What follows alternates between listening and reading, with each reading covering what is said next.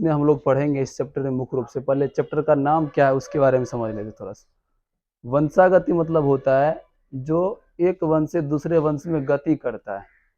जो गुण क्या होता है, एक वंश से दूसरे वंश में गति करता है, उसी को हम लोग क्या कहते हैं, मतलब वैसा गुण जो एक वंश से दूसरे वंश या एक पीढ़ी से दूसरे पीढ़ी में हमेशा स्थानांतरित होते रहता है, यही गुण क्या कहलाता है, वंशागति। लेकिन इस वंशागति में अगले संतान या अगले पीढ़ी में कुछ विभिन्नता दिखाई देती है। क्या दिखाई देती है? ये 100% सही नहीं होगा कि जैसा पेरेंट्स है वैसा ही उसका संतान होगा, ठीक है। उसमें कुछ विभिन्नता आता है। क्या आता है? उसी विभिन्नता को क्या बोलते हैं? विविधता, ठीक है। आखिर इसका क्या सिद्धांत है, इसका क्या कारण है, इसका क्या रीजन है, इन्हीं सब चीजों के बारे में हम लोग आज 5वें चैप्टर में पढ़ने वाले, जिसका क्या नाम है, वंशागति तथा विविधता का सिद्धांत, principle of inheritance and variations, ठीक है। चलिए, इसमें मुख्य रूप से पढ़ेंगे हम। सबसे पहला टॉपिक है जेनेटिक्स, अनुवांशिकी। इसका हिंदी क्या होता है? अनुवांशिकी। बताइए अनुवांशिकी क्या होता है, किसे कहते हैं अनुवांशिकी?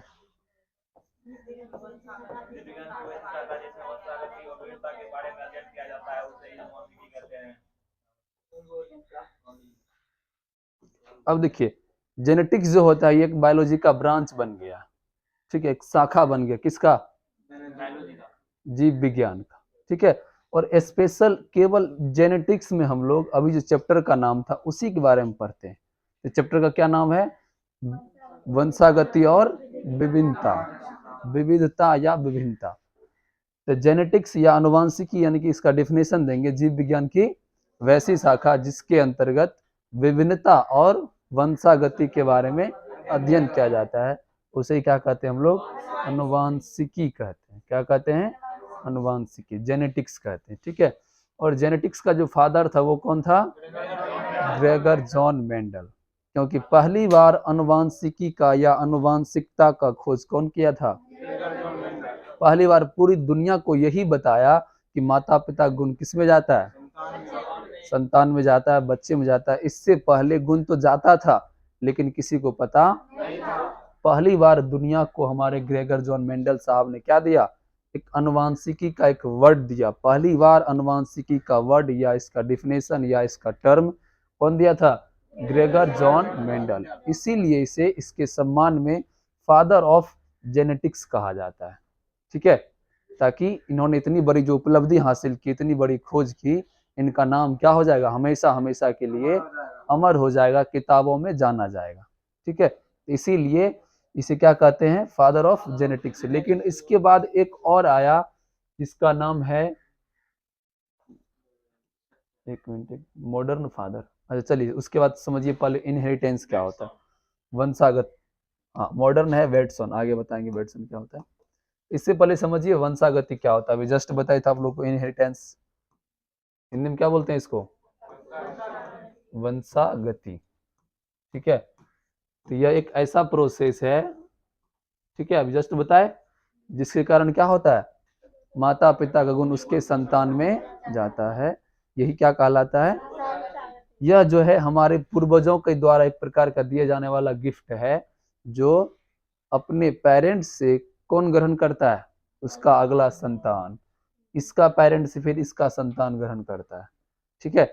यानी कि अपना पहचान, अपना जीन, अपना डीएनए, अपना क्रोमोसोम किसको गिफ्ट देता है?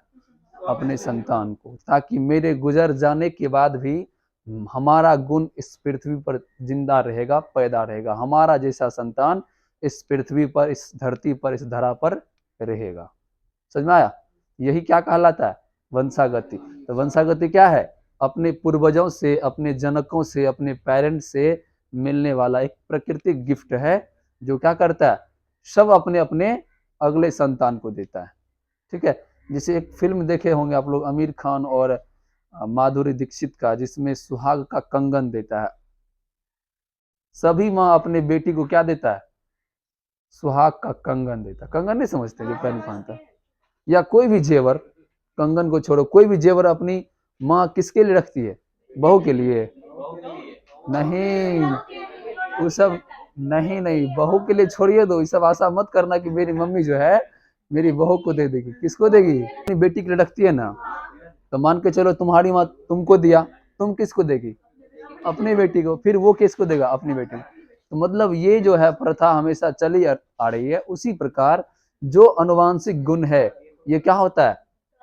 हमेशा एक वंश से दूसरे वंश में हस्तांतरित होते रहता है। यही गुण क्या कहलाता है? वंशागति। और वंशागति से उत्पन्न संतान में कुछ अलगाव होता है, कुछ विभिन्नता होता है। देखिए ये सभी संतान एक ही माता पिता से जन्म लिए, ठीक है? हाँ, एक ही माता पिता के सभी संतान हैं। हाँ, तो क्या सबका सकल स्वरूप एक जैसा मिल रहा है? नहीं मिल रहा है। तो इससे ही हम लोग क्या कहेंगे? विभिन्नता बोलेंगे। क्या बोलेंगे?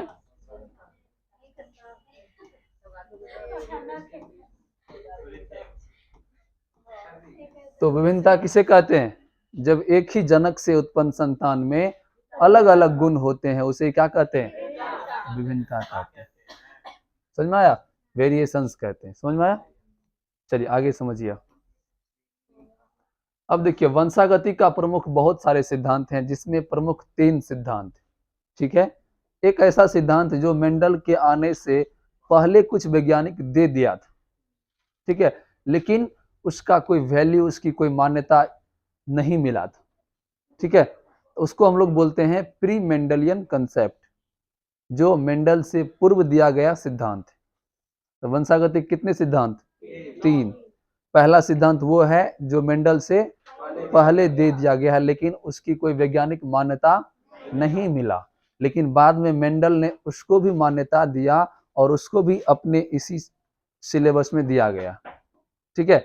तो सबसे पहले हम लोग पढ़ेंगे प्री मेंडलियन कंसेप्ट, मतलब मेंडल से पूर्व का क्या सिद्धांत था, ठीक है? उसके बाद क्या पढ़ेंगे? मेंडल का सिद्धांत। फिर मेंडल ने जेनेटिक्स के बारे में क्या सब सिद्धांत दिया। उसके बाद मेंडल के बाद भी कुछ वैज्ञानिक आए जिन्होंने मेंडल के कुछ नियम को सही माना और कुछ नियमों को गलत माना है, ठीक है? तो वंशागति के कितने सिद्धांत? 3। कंसेप्ट्स ऑफ इनहेरिटेंस, वंशागति के अवधारणा या सिद्धांत, ठीक है? इसमें मुख्य रूप से कितने सिद्धांत? 3 सिद्धांत। पहला हो गया प्री मेंडलियन कंसेप्ट, मतलब मेंडल से पूर्व का सिद्धांत। जो सिद्धांत कब दिया गया है? मेंडल से पहले दे दिया गया है, लेकिन उसको कोई, हाँ, इसकी लेकिन कोई मान्यता नहीं था, ठीक है? उसको हम लोग क्या बोलेंगे? मेंडल से पूर्व का सिद्धांत। उसके बाद आता है मेंडल का कंसेप्ट, मेंडल का सिद्धांत कि जेनेटिक्स के बारे में मेंडल की क्या अवधारणा है, क्या सोच है, क्या विचार है, उसको पढ़ेंगे, ठीक है? उसके बाद क्या पढ़ेंगे? मेंडल के बाद पोस्ट मेंडलियन कंसेप्ट, मतलब मेंडल के बाद कौन कौन वैज्ञानिक कौन कौन से सिद्धांत दिया। तो वंशागति की कितने अवधारणा? 3। मेंडल से पूर्व का अवधारणा, मेंडल का अवधारणा और मेंडल के बाद का अवधारणा, ठीक है? चलिए हम लोग पढ़ते हैं सबसे पहले मेंडल का पूर्व, मेंडल से पूर्व का सिद्धांत क्या सब है। ये हो गया आपका प्री मेंडलियन कंसेप्ट, मतलब मेंडल से पूर्व का सिद्धांत।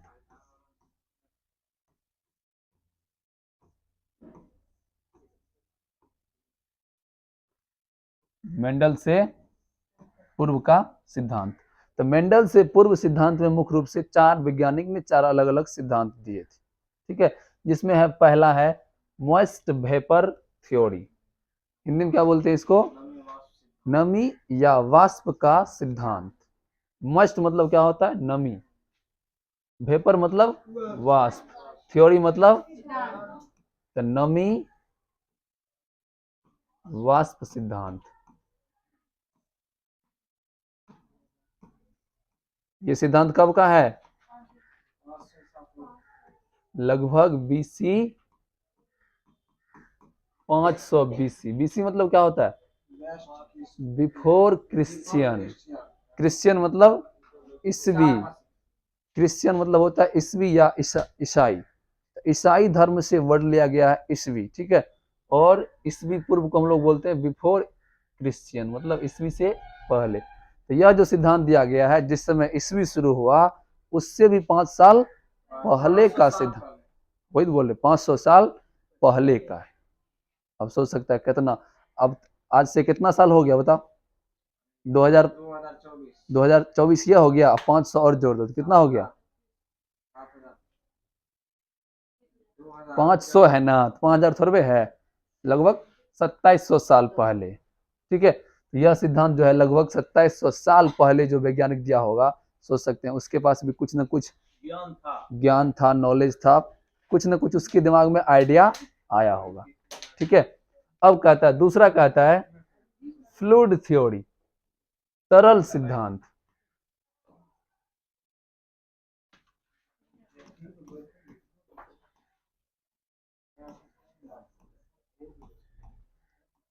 दूसरा क्या है? फ्लूइड थ्योरी या तरल सिद्धांत। ठीक है, अब देखिए अगला है रिप्रोडक्टिव ब्लड थ्योरी। इसको हम लोग बोलते हैं प्रजनन रक्त सिद्धांत। क्या बोलते हैं? और अगला है प्री फॉर्मेशन थ्योरी। इसको हिंदी में क्या बोलते हैं? पुनर्जनन सिद्धांत। क्या बोलते हैं? तो ये 4 सिद्धांत जो कब का है? मेंडल से पहले का है। समझिए, पहला सिद्धांत कौन दिया था? ये सिद्धांत पाइथागोरस दिया था। ये अलग पाइथागोरस।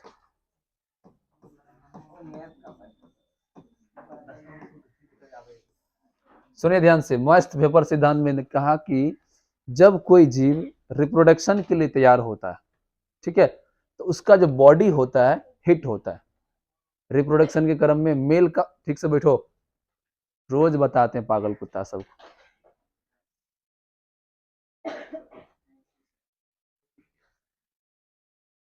हाँ, जब मेल या फीमेल का बॉडी रिप्रोडक्शन के लिए तैयार होता है, रिप्रोडक्शन करने के क्रम में क्या होता है, मेल का बॉडी और फीमेल का बॉडी का ब्लड प्रेशर बढ़ जाता है। क्या होता है? ब्लड प्रेशर बढ़ जाता है, जिसके कारण उसका बॉडी हिट हो जाता है। और हिट होने से क्या होता है कि दोनों के बॉडी से वेपर वाष्प निकलता है, पसीना निकलता है, पसीना निकलता है। क्या निकलता है? और उन्हीं दोनों के शरीर से निकले हुए पसीना से अगला बच्चा पैदा होता है। ठीक है, तो यह सिद्धांत कब का है? 2700 साल पहले का। तो बताइए, 2700 साल इतना बता दिया कि तरल पदार्थ निकलता है तो कम हुआ, कम से कम ये अनुवांशिकी का समझो जड़ रोप दिया। ठीक है, ये सिद्धांत दिया था कौन? पाइथागोरस, कि जब किसी मेल का बॉडी और फीमेल का बॉडी प्रजनन के लिए तैयार होता है तो दोनों का बॉडी क्या होता है? हिट होता है, और दोनों के बॉडी से एक वाष्प निकलता है या पसीना निकलता है। और जब दोनों के बॉडी से निकला हुआ पसीना आपस में मिल जाता है, तब एक नया संतान की उत्पत्ति होती है। इसी सिद्धांत को क्या कहते हैं? मॉइस्ट वेपर थ्योरी कहते हैं। ठीक है, लेकिन बाद में मेंडल इस सब सिद्धांत को क्या किया? गलत साबित कर दिया, नहीं ये सही नहीं। ठीक है, अगला देखिए क्या होता है, फ्लूइड थ्योरी। अब देखिए, इस सिद्धांत में कहता है कि जब रिप्रोडक्शन के लिए बॉडी तैयार होता है तो दोनों के बॉडी से एक तरल पदार्थ निकलता है। उसका नाम उसको पता नहीं है कि इसका नाम ओवम है, इसका नाम स्पर्म है। ये बात उसको बिल्कुल भी जानकारी नहीं है, सीधा बोल दिया एक तरल पदार्थ। क्या है? जैसा उन्होंने देखा वैसा बोल दिया। कहा कि दोनों के बॉडी से क्या होता है? एक तरल पदार्थ निकलता है, और वही दोनों तरल पदार्थ क्या होता है? आपस में जब मिलता है तब क्या होता है? एक नए जीव की उत्पत्ति होती है। बस इतना ही कहा। कौन? Fluid theory. कौन दिया था यह सिद्धांत? Reproductive blood theory. अब देखिए, पहले सिद्ध कहा तरल पदार्थ है, ब्लड है कि स्पर्म है कि सीमेन है कि वीर्य है कि अंडाणु है, कुछ पता, लेकिन अब उसका नाम क्या बोल दिया? ब्लड बोल दिया। क्या बोला? अब कुछ थोड़ा थोड़ा जगह पर आया है, और कहा कि जब मेल और फीमेल का बॉडी रिप्रोडक्शन के लिए तैयार होता है, अर्थात सेक्सुअल संबंध में आता है, तो दोनों के शरीर से एक ब्लड निकलता है। क्या निकलता है? और उस ब्लड में प्रजनन वाला गुण होता है। उस ब्लड को क्या बोलते हैं? Reproductive blood. क्या कहते हैं? तो उन दोनों ब्लड में प्रजनन वाला गुण होता है, और जब दोनों ब्लड मिल जाता है तब एक नया ऑफस्प्रिंग या एक नया संतान को जन्म देता है।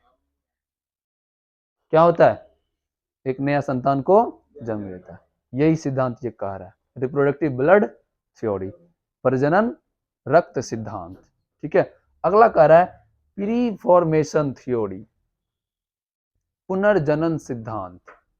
इसका कहने का सीधा मतलब है कि एक संतान से या एक जनक से, एक पेरेंट से किसी दूसरे संतान की उत्पत्ति होती है। बस इस सिद्धांत में इतना ही कहा कि कोई भी जो नया जीव है वो पुराने जीव से होता है। कोई भी नया जीव की उत्पत्ति किससे होता है? जैसे नया अमीबा बनेगा तो किससे? पुराने अमीबा से। नया हाइड्रा बनेगा तो किससे? नया इंसान बनेगा तो किससे? हाँ, यानी कि सीधा कहने का मतलब हुआ कि नए जीव की उत्पत्ति किससे होती है? पुराने जीव से होती है। यही चारों सिद्धांत था किसका? प्री मंडलियन कॉन्सेप्ट, मतलब मेंडल से पूर्व का यही चार सिद्धांत है।